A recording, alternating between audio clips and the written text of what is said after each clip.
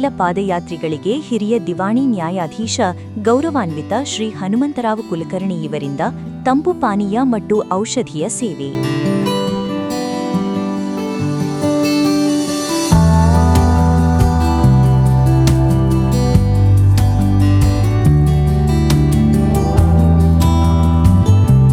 ಹುನಗುಂದ.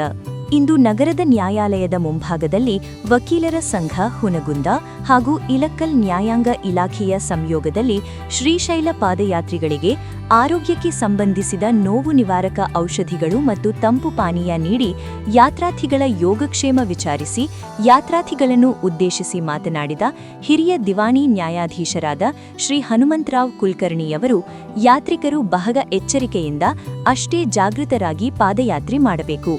ತುಂಬಾ ಬಿಸಿಲಿನ ತಾಪ ಇರುವುದರಿಂದ ಬೆಳಗ್ಗೆ ಬೇಗನೆ ಯಾತ್ರೆ ಆರಂಭಿಸಿ ಮಧ್ಯಾಹ್ನ ವಿಶ್ರಾಂತಿ ಮಾಡಿ ಸಾಯಂಕಾಲ ಯಾತ್ರೆ ಆರಂಭಿಸಿ. ದಿನಕ್ಕೆ 30ರಿಂದ 40 ಕಿಲೋಮೀಟರ್ ಮಾತ್ರ ಪ್ರಯಾಣ ಮಾಡಿ ದಾರಿ ಉದ್ದಕ್ಕೂ ಆರೋಗ್ಯ ತಪಾಸಣೆ ಮಾಡಿಸಿಕೊಳ್ಳಬೇಕು. ಹೆಚ್ಚಿನ ಪ್ರಮಾಣದಲ್ಲಿ ನೀರು, ಹಣ್ಣು, ಮಜ್ಜಿಗೆ, ತಂಪಾದ ಪಾನೀಯಗಳನ್ನು ಸೇವನೆ ಮಾಡುತ್ತಾ ದುಶ್ಚಟಗಳಿಂದ ದೂರವಿದ್ದು ಪಾದಯಾತ್ರೆಯನ್ನು ಮಾಡಬೇಕೆಂದು ತಿಳಿಸಿ ರಸ್ತೆ ಮೇಲೆ ಯಾರೂ ವಿಶ್ರಾಂತಿ ಮಾಡಬಾರದು. ಸುರಕ್ಷಿತ ಜಾಗವನ್ನು ನೋಡಿ ವಿಶ್ರಾಂತಿ ಪಡೆಯಲು ಸೂಚಿಸಿ ಯಾತ್ರಿಕರೆಲ್ಲರಿಗೂ ಶುಭ ಕೋರಿದರು. ಈ ಸಂದರ್ಭದಲ್ಲಿ ಪ್ರಧಾನ ನ್ಯಾಯಾಧೀಶರಾದ ಶ್ರೀ ಬಸವರಾಜ್ ನೇಸರಗಿ ಮತ್ತು ಅಪರ ದಿವಾಣಿ ನ್ಯಾಯಾಧೀಶರಾದ ಶ್ರೀ ಮಹಾಂತೇಶ್ ಮಠದ, ಹುನಗುಂದ ತಾಲೂಕಿನ ವಕೀಲರ ಸಂಘದ ಅಧ್ಯಕ್ಷ Shri Madhavrao Deshpande, Shri PS Katani, Shri NJ Ramawadagi, Shri Rajkumar Bagawadagi, Shri MM Awari, Shri Shivayya Hulageri, Shri SS Sarangamath ಸೇರಿದಂತೆ ಹಲವಾರು ನ್ಯಾಯವಾದಿಗಳು ಉಪಸ್ಥಿತರಿದ್ದರು. ಶ್ರೀಶೈಲ ಪಾದಯಾತ್ರಿಗಳಿಗೋಸ್ಕರ ನಮ್ಮ ಹುನಗುಂದ ವಕೀಲರು, ಅಧ್ಯಕ್ಷರು ಮತ್ತು ಎಲ್ಲ ಪದಾಧಿಕಾರಿಗಳು ಸೇರಿಕೊಂಡು ಅವರಿಗೆ ಅನುಕೂಲವಾದ ರೀತಿಯಲ್ಲಿ ಕುಡಿಯುವ ನೀರಿನ ವ್ಯವಸ್ಥೆ, ಐಸ್ ಕ್ರೀಮ್ ವ್ಯವಸ್ಥೆ ಮತ್ತು ORS ವ್ಯವಸ್ಥೆಗಳನ್ನು ಮಾಡಿದ್ದಾರೆ. ಇದರ ಸದುಪಯೋಗವನ್ನು ಶ್ರೀಶೈಲ ಯಾತ್ರಿಕರು ಎಲ್ಲರೂ ತೆಗೆದುಕೊಳ್ಬೇಕು.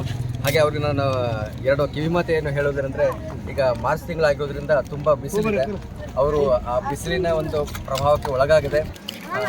ಆದಷ್ಟು ಬೆಳಗಿನ ಸಮಯದಲ್ಲಿ ಮತ್ತು ಸಾಯಂಕಾಲ ಸಮಯದಲ್ಲಿ ಅವರು ತಮ್ಮ ಒಂದು ಈ ಪಾದಯಾತ್ರೆಯನ್ನು ಮುಂದುವರಿಸಿಕೊಂಡು ಹೋಗಬೇಕು. ಅದೇ ರೀತಿ ಎಲ್ಲಿ ಹಲವಾರು ಕಡೆಗಳಲ್ಲಿ ಎಲ್ಲ ಜನರು ಸಾರ್ವಜನಿಕರು ತಮ್ಮ ವ್ಯವಸ್ಥೆಗಳನ್ನು ಮಾಡಿದ್ದಾರೆ. ಆ ಎಲ್ಲ ವ್ಯವಸ್ಥೆಗಳನ್ನು ಅವರು ಸದುಪಯೋಗವನ್ನು ಪಡೆದುಕೊಳ್ಳಬೇಕು.